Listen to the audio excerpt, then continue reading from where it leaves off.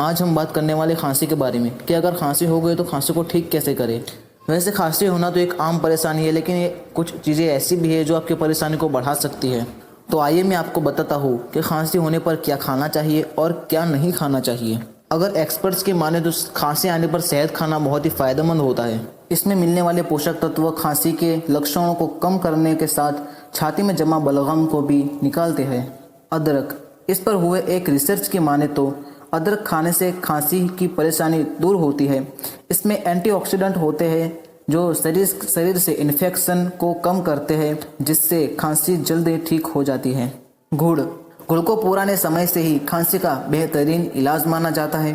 ये फेफड़ों की गंदगी निकालकर छाती में जमा कफ को भी कम करता है। ऐसे में गुनगुने पानी के साथ गुड़ खाने से खांसी कम हो जाती है। दालचीनी, खांसी को कम करने के लिए आप शहद में थोड़ी सी दालचीनी मिलाएं और इसे खा लें। इससे खांसी में बहुत आराम मिलता है। काली मिर्च में मिलने वाले एंटीऑक्सीडेंट आपकी गले की समस्या के साथ ही खांसी के लक्षण को भी कम करते हैं। इसे शहद में मिलाकर खाना खांसी में बहुत फायदेमंद होता है।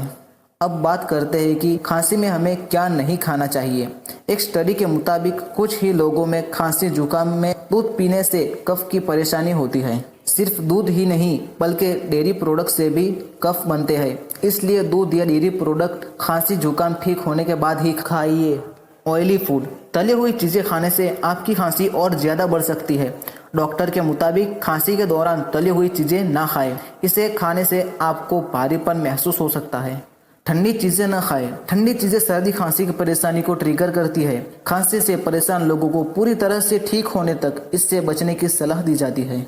मक्खन न खाएं। सर्दी खांसी से परेशान लोगों को इसे ठीक होने तक मक्खन खाने से बचना चाहिए।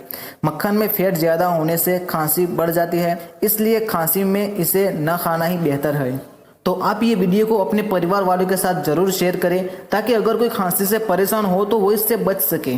आज की वीडियो में बस इतना ही। अगर आपको ये वीडियो पसंद आई हो तो वीडियो को लाइक कर दीजिए और हमारे चैनल को सब्सक्राइब कर लीजिए।